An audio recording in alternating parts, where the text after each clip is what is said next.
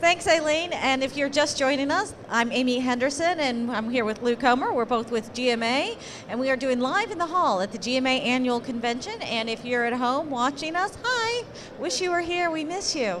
It's always a great time at the annual convention. I say it's part family reunion and a great learning opportunity.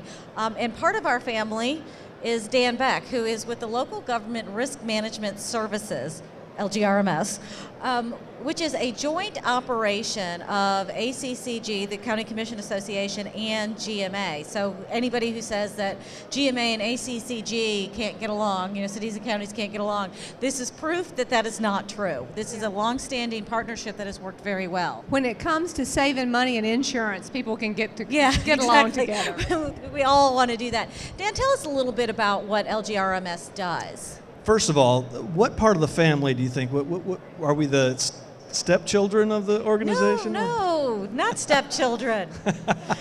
And certainly not the redheaded stepchild. No. We're proud to be a part of the family of both ACC and GMA, and we provide loss control services. So that would range from audits, surveys of individual members, counties and cities. And then we do training for them, both regional, on-site, and a variety of other training methods, provide online training for them. I'm really trying to educate them, plan, and assist them in prioritizing action plans to reduce risks on whether it's workers' compensation insurance or property and liability insurance.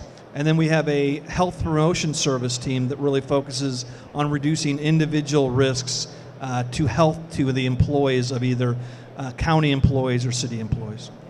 And I think that's really important. Of course, we should note that your services are available to the cities and counties that are members of the risk programs, the insurance programs, either through GMA or ACCG. So you guys take a very proactive stance. And I think one of the things that always strikes me is how many field reps do you have? We have a 14-member team. We have 4 loss control field reps. We have 3 health promotion field reps, and then we have 3 public safety risk consultants, which do driving simulation training and really focus on public safety, so law enforcement, firefighting, other public safety services. And those folks, having talked to them, I know last year was the 25th anniversary of LGRMS, and talked to a number of the folks who've been there for a long time. It strikes me how very passionate they are about what they do, and you see when they talk about making city employees safe and keeping them healthy, that it's very much a personal thing to them. Oh, again, we're very lucky, very blessed with a job that is really a mission from God to help save lives and livelihoods of our members. And if we can go in and make a difference and save a life or save funds that might help save a job within a community, it should motivate anybody to do that. Let's talk a little bit about the grant program that y'all have. I know I get the honor of taking the big check out a lot of times to People cities. love the big check. They love to see me come in with the big check. They like the little one they put in the bank too, but they really love that big check. Tell us a little bit about how that works.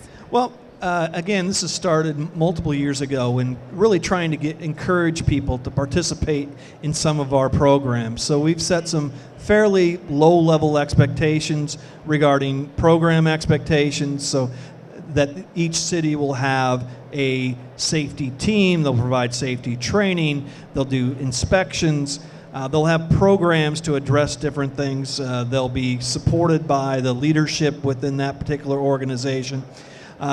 At that point in time, they'll put in a request for different pieces of equipment that might be safety related. So we have 2 grants. Like some breathing apparatus type It might be if for a lot of personal protective equipment could be work comp related. So you might have SCBAs or respirators or gloves or AEDs that might be workers' compensation related. But we also provide a grant for our property and liability team that provides cameras for police cars or nets within playgrounds to prevent people from getting hit by foul balls. So there's a lot of things that would fall into the category, and then they get reimbursed for that. Is that they how this purchase works? it, and we provide 100% reimbursement on that equipment. And I think that's really important to note. 100% reimbursement. It's not a matching grant. Yeah, and this is free money if you're in these programs. Up to $6,000 for both workers' compensation and property and liability. So you could end up with a total of $12,000. And many people do.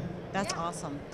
I know I work a lot with the cities in District 1, which is Northwest Georgia. And one of my cities, I get to visit them, it seems like almost 3 times a year with these checks. Yeah, they probably got it very well programmed to get this, to apply for these grants. And how do you apply? What is the process? Again, we have applications. It's online. We have paper applications. You can call me. You can email me at dbeck@gma.com, and I'll send you an application. But it's very easy.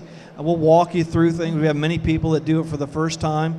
They might seem to be a little bit overwhelming, but I'll walk you through. We'll hold your hand as you go through the process, so there's nothing to be concerned about. It's a great process, and it's really to the benefit of some of these smaller organizations, some of these smaller cities that don't have resources for very much. And it seems to me that you guys are doing a really good job with getting the wellness program started around the state, and I know that's been a big issue. You look at like firefighters have one of the highest, I believe, heart attack rates of any profession, and the work that the wellness programs are doing to help them. We have grants on the wellness side also, and again, trying to encourage people. We've really tried to revamp our wellness focus this year, and looking to see from a best practice perspective where we fit compared to other organizations, Coca-Cola, other warehouse, or other people that do what they would call best practice programs. And the difference between us and any organizations, how you would measure somebody that's doing best practice, is really engagement. So it's how do we get those people that are sedentary, that aren't engaged in the process, really just caring about their own health. Right. Again, firefighters, law enforcement, historically speaking, are kind of opposed to those things. They don't really think of that. So how do we engage those parts of the organization, get them up and moving, worried about their health, going to see a doctor on an annual basis, Right. eating properly, all those things we're attempting to do. It seems kind of ironic in a way that the people that are, are very much about public safety. And even, you think about the city employees who are working in public works and, get into these tight spots, and they're very, conscious of the danger that they're putting themselves in. Don't think about the danger of being sedentary to themselves as well. Again, as they say, sitting is the new smoking, so we should really be standing while we're doing these interviews. Yeah, if you could tell Lamar, I really want one of those desks where I can walk, and that there you would be, go. I really want one of those treadmill desks. That's what it's all about. Again, office workers at risk a lot, sitting down all the time. Police officers that constantly just drive around and patrol all the time and might get out. Have them walk a beat. Mm-hmm. Have them bicycle around the town. Whatever they can do to get more active. I would you like have a that pony. Availability. What's that? I want a pony. There you go. Well, I don't think pony operation is considering walking. It's exercise for the horse, but not for the individual. Dan, I have a question for you in terms of who you reach at the city. Do y'all work primarily with the staff members of the city, or do you ever get involved with the elected officials? It really depends on the city organization. At some point in time, a lot of city clerks we're dealing with, HR departments historically we're dealing with. We're trying to reach out more to the leadership because we can do everything we want to do. We can have tremendous programs. We can have tremendous training. If leadership is not actively engaged and telling people this is important, we're not going to get it done. If they don't set a goal to say internally, we're going to have 80% participation in our health promotions team, it's never going to happen. Right. If they don't set a goal, we're not going to have anybody hurt, it's not going to happen. So it needs to be a priority to not only the elected officials, but the department heads, whether it's the chief of police or the department of roads or it's the head of the office, whoever it might be. They need to say, hey, this is important, this is how we reduce risk within our organization. And raise it as a priority. And it's, it saves lives, it saves money.